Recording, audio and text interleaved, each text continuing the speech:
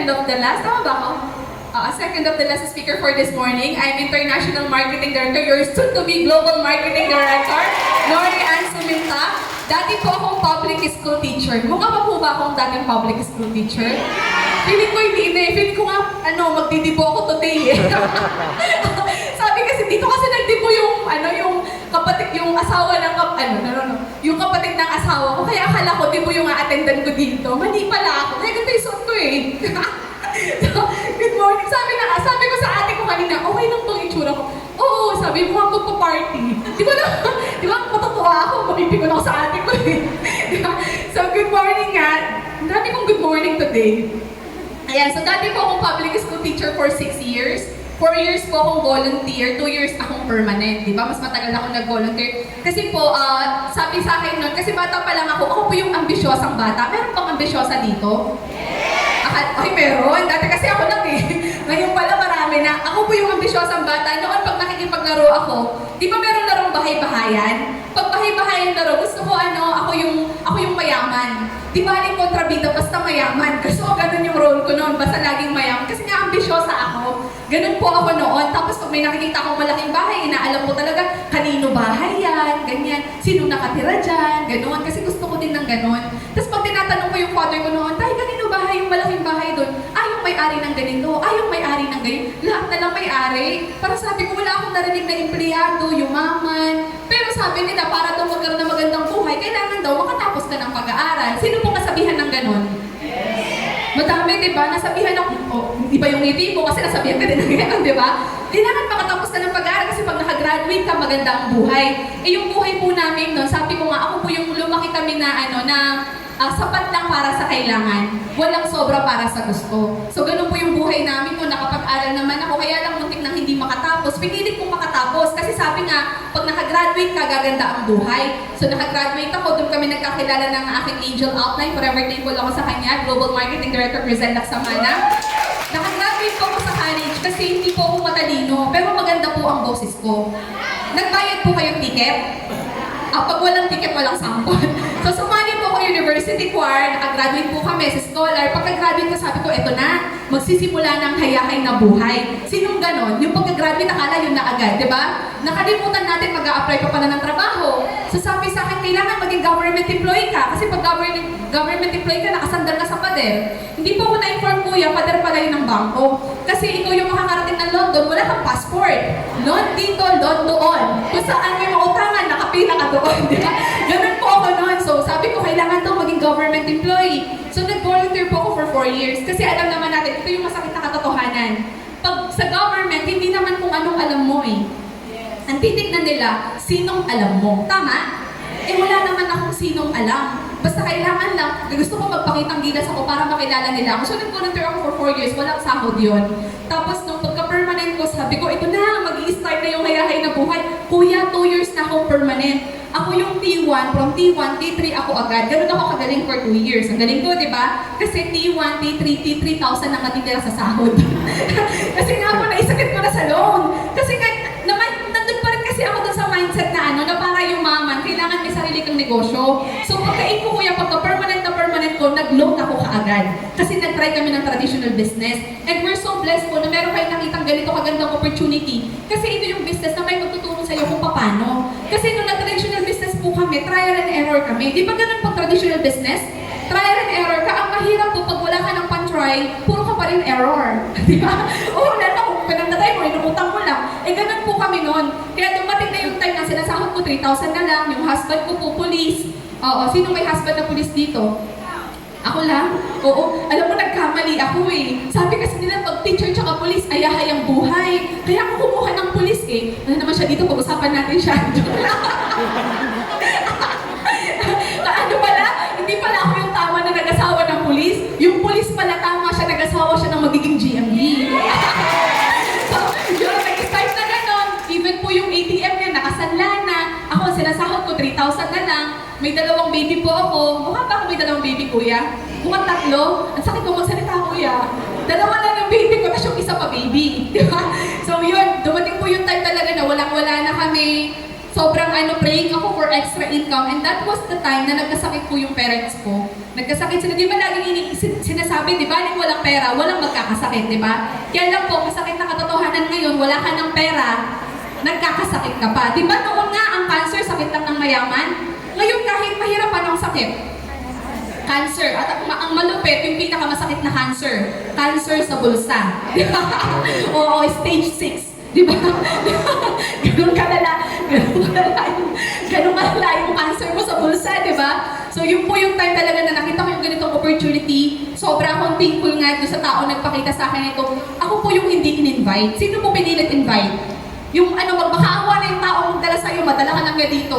Magpasalamat ka, pinilit ka. Di ba? Ako nga, hindi ako nalista eh. Hindi ako nalista sa list of people. Oo. Alam mo yung parang sabi ko, bakit kayo hindi niya ako niyayaya? Wala po ako sa list of people ni GMD Green. Kasi akala mo masungit ka. Kasi may mic dyan.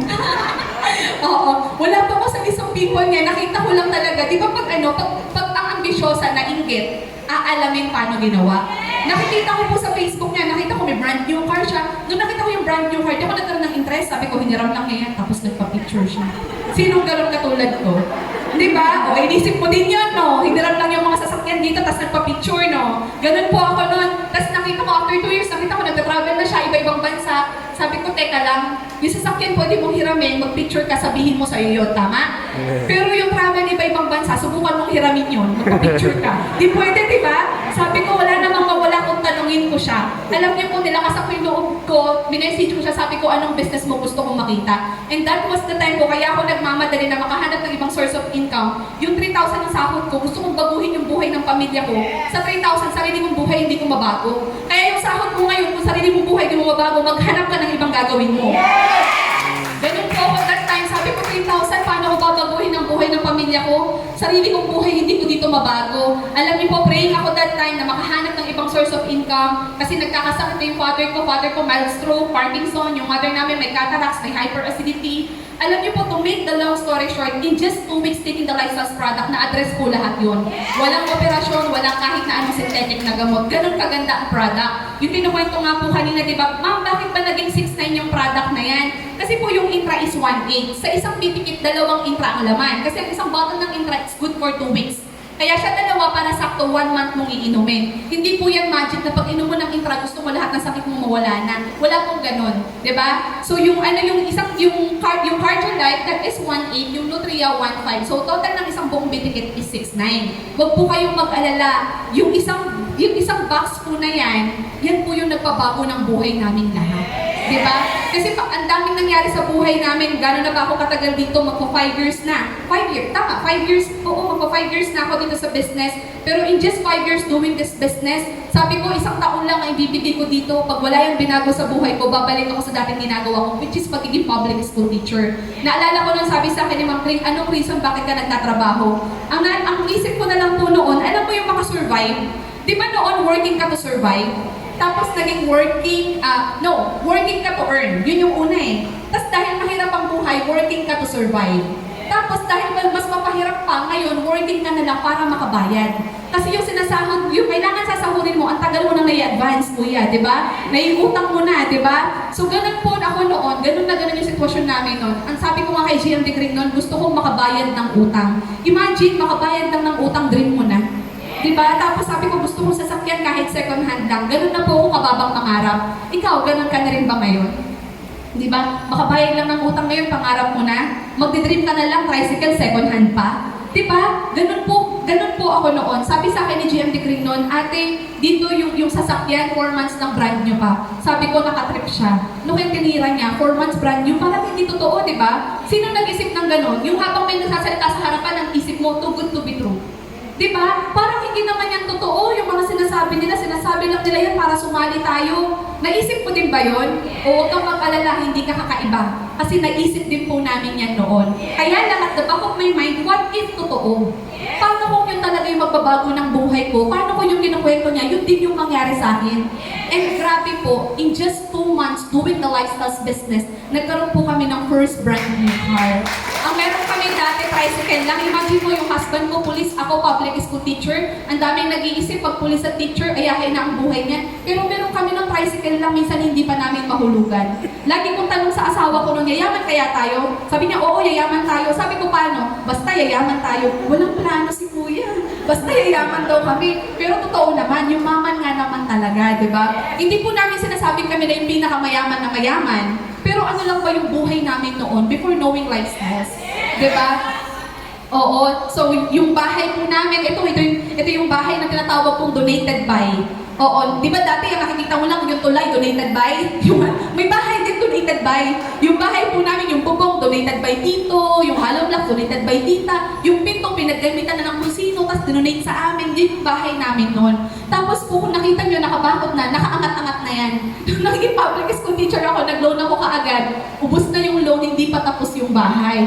Di ba? Pero dito po, doing the lifestyle business, kasi trip ko noon, yung pag tinignan mo sa labas yung bahay, hindi siya maganda. Pero pagpasok mo sa loob, ay, iba, ganon. Yung kahit na ano, yung pagpasok mo sa loob, ang ganda sa loob, ang linis. Kaya naman yung bahay namin noon, kung paano sa labas, mas malala sa loob, kuya. Alam mo yung wala ka pang ginagawa, pagpasok mo, pagod ka na. Kasi hindi mo alam sa uyupo yung sarili mo, saan ka banda kakain, kasi isang step mo lang, CR na, ganon. Di ba, kuya? Ngayon yan po yung loob ng bahay. Ay, nasa yung loob ng bahay namin. Kagulat ako, kala nasa buhol na yung bahay namin. Yun na yung loob ng bahay namin, kuya. Kahapon nga, gabi, yung isang downline ko si Jean, sabi niya, bahay. Kagabi nagkape kami sa bahay. Sabi ko nga, lahat ng makikita mo dito, lifestyles yan. Totoo naman, kung tatanungin mo sa inyo nagsimula, dito po yan sa ipapakita ko sa inyo. Travel is given. Kung sabi nga ni IMD Giselle kanina, Baguio lang, dream mo na, di ba? Ay nako, dito po, ang daming magagandang lugar sa Pilipinas na mapupuntahan mo. Hindi lang sa Pilipinas, kundi iba-ibang bansa. Di ba? Yung passport mo, pagtingin mo, dami-dami na niyang tatak. Naranasan ko nga pong from Jeju, Korea, nagpunta kami ng Shanghai, China, just to have dinner. Ganun ang buhay ng mayaman, di ba? Punta ka ng China, gagawin sa China, akala ko ba Korea lang, magdi-dinner lang tayo. Ay, iba. Mag-dinner sa China, di ba? Tapos, Singapore, Hong Kong, yung bonding namin ng sister ko, tayo yung sister ko, yung ating National Marketing Director, tayo ate. Oo, ayan. Dati po ang bonding namin yan sa kwarto lang. Ngayon kaya namin mag-bonding out of the country because of lifestyle. 7 months doing this business, nagpunta kami ng Hong Kong Disneyland. Doon po namin naranasan pag-uwi namin, ang sakit ng panga mo the whole day. Kasi dati po sumasakit sa akin noo eh. Kasi na-stress ako the whole day ko, nagka-muscles na yung dito mo, nakakulot lagi, di ba? Dito talaga, tignan mo yung mga lifestylers, ang ganda ng pisngi nila. Ang ganda ng chikong kasi lagi yan nakasmile. Oo, at tignan mo yung katabi mo, pag lifestyler yan, bagsak ang mukha niya, malungkot yan everyday. Di ba? Oo, walang cheque yan, kaya ganyan. Oo, so alam mo na, di ba? Baka iniisip mo, ma'am, may mga pinakwento-kwento mo na, hindi ko naman yan kailangan, di ba? Pwedeng hindi para sa'yo. Pero isipin mo, bakit mangangarap ka pa? Kasi ako po, yun yung big why ko. Yung magulang ko, yung mga anak ko, and yung mga tao pa na pwede mo matulungan pag nagkaroon ka ng mas marami. Di ba? If you have more, you can give more. And meron po akong gustong i-share. Dito ko siya first si testimony. Okay lang ba, GMD? Oo. Kasi meron kaming 6,000 square meters lot na pinamana sa amin ng tatay ko. Sobrang laki na nun para sa amin kasi tagwa 1,000 square meters na kami. Natubos din namin yun. Ako part nun, natubos ko yun because of lifestyles. Pero never kong na-imagine na makaka-acquire ako ng 6 hectares farm lot. Wow! Oo, 6 hectares farm lot po. Talagang yun, cash po yun ha. Oh, diba? Cash. Grabe yung parang,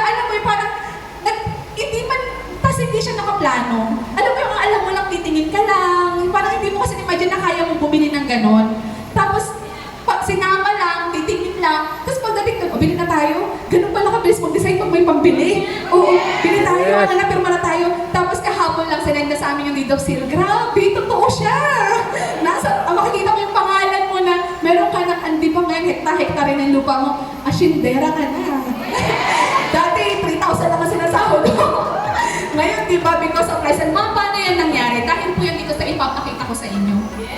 So, enough na po sa story namin. Punta tayo sa pagpapabago ng buhay ninyo, di ba? So, our amazing products, and yung amazing products na kanina pa namin kinukwento sa inyo, Yung